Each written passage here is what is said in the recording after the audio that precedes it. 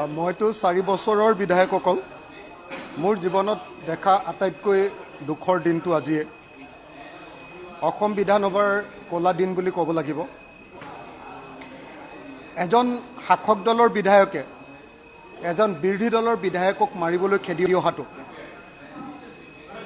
আৰু নিজৰ আসনৰ পৰা আহি বিৰোধী দলৰ সেই বিধায়কজনৰ আসন পোৱাটো এনেকুৱা ধৰণৰ ঘটনা আমি কেতিয়াও দেখিবলৈ পোৱা নাছিল।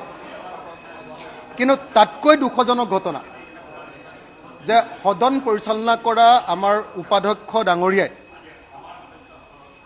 আজি চেয়াৰমেন আলী ডাঙৰীয়াক ৰূপজ্যোতি কৰ্মীয়ে শাৰীৰিকভাৱে আক্ৰমণ কৰিবলৈ অহাৰ পাছতো তেখেতক গোটেই কাৰ্যকালৰ কাৰণে এইবাৰৰ যিটো অধিৱেশন এইবাৰৰ সমগ্ৰ অধিৱেশনৰ কাৰ্যকালৰ কাৰণে তেওঁক সম্পূৰ্ণৰূপে বহিষ্কৃত কৰাৰ পৰিৱৰ্তে সৰু ল'ৰাক বুজাই যিধৰণে গোটেই ঘটনাটো থাপি থুপি থৈছে এইটো এটা নজিৰবিহীন ঘটনা।